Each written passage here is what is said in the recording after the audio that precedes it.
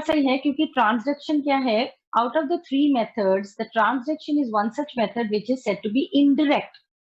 Why the other two are direct and why transduction is indirect? Because this is the method where directly कोई genetic material transfer दो bacterial cells में नहीं होता है, rather it is done by a virus.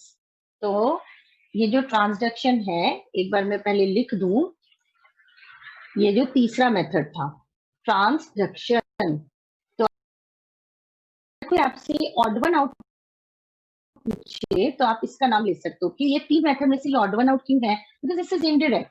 Why is this method indirect? Because the genetic bacterial transfer is mediated. तो आप लिख सकते हो genetic material transfer is mediated by virus.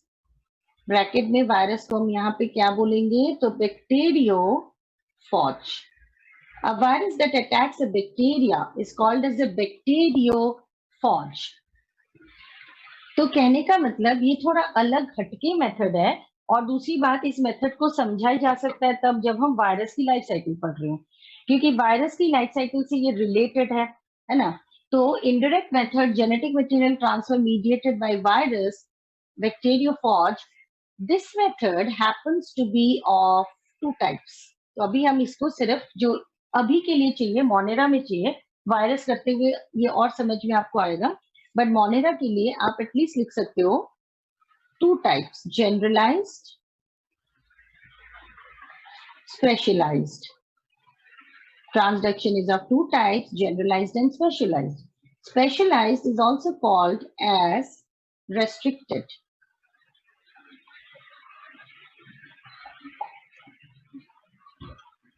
So what is the gross difference between the two? So we have to see what is the gross difference between a generalized and specialized. First, we take up this generalized.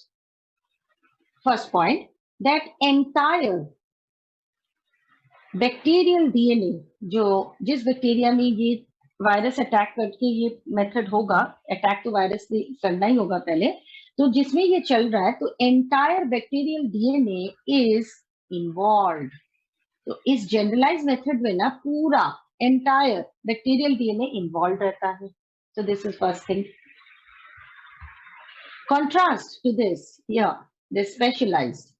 Okay, a part of bacterial DNA is involved.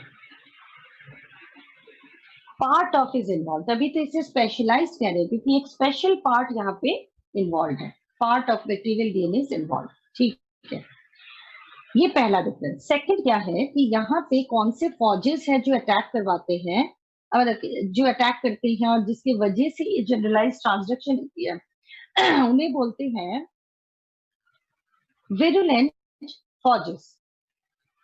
The phages which do are called virulent phages. ये just एक नाम है, इसका ये sense नहीं है कि यही सिर्फ विरुलेंट है और बाकी नहीं होते. वायरस तो सारे ही विरुलेंट है. लेकिन ये वो है, जैसे एग्जांपल्स भी लिख रही हूँ, T2 T4 ये एग्जांपल है. T2 T4 इनको T even फॉजेस भी बोलते हैं. 2 4 6 इस तरह से चलता है T even फॉजेस. ये इसलिए विरुलेंट है क्योंकि इनकी लाइफ साइकिल कौन सी होती है, वो थर्ड पॉइंट आ गया कि ये लाइफ साइकिल ही इनका लाइटिक है. So those which show lytic cycle, they are virulent phages, and these are the ones responsible for the generalised transduction. तो ये एक साथ ही बात आती है कि जो लाइटिक साइकिल करते हैं उनको विरुलेंट फॉजेस कहते हैं. ये उनका एग्जाम्पल T2 T4, और वो पूरे बैक्टीरियल डीएनए को तोड़फोड़ मचाते हैं वहां पे. होस्ट सेल के अंदर पूरे बैक्टीरियल डीएनए को तोड़ते हैं. फिर वो कैसे होता है वो तो हम वायरस के लाइफ साइकिल के साथ ही, इसी साइकिल के साथ पढ़ेंगे, लाइटिक साइकिल. लेकिन ये जनरलाइज्ड है. Coming to this which is specialised, जहां आप ये लिख रहे हो कि ये part of bacterial DNA involve है. ये कैसे है, तो इसके अंदर फॉजेस कौन से हैं, तो फॉजेस होते हैं टेम्परेट. यहाँ जो फॉजेस इन्वॉल्व है इन्हें कहते हैं temperate फॉजेस. Example, lambda phage. For example, if you remember, we were discussing the this nomenclature earlier. So in nomenclature, we know that the viruses are very recently getting this binomial nomenclature, but most of the viruses still are known by these type of names: T2, T4, lambda, polio, rabies, इस तरह से. तो ये देखो इसका नाम है lambda फॉज, जो ग्रीक अल्फाबेट लैम्डा. ठीक है. फिर इसी फौज का जो लाइफ साइकिल है वो है lysogenic. So the cycle which they have is a lysogenic cycle. तो इसी से होता है ये lytic lysogenic. Okay. So this lysogeny temperate pouch is related to what is known as this specialized transduction. But you understand these when you study these two cycles, that is lytic and lysogenic. So this part you will study lytic and lysogenic later. ठीक है. जब आप Monera पढ़ोगे ना तो इसमें sorry virus जब पढ़ोगे तो वहां पे ये आएगा. If you have any doubt in this, you can ask.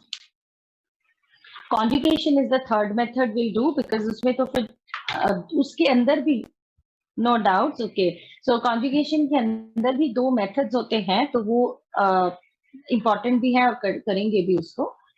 दो yes, this is true that अभी आप मोनेरा करते हुए एनसीईआरटी में तो बहुत सारा चीज है ही नहीं, वो अलग बात है. बट इन चीजों को करे बिना आप पूरे करिकुलम में आगे बढ़ोगे तो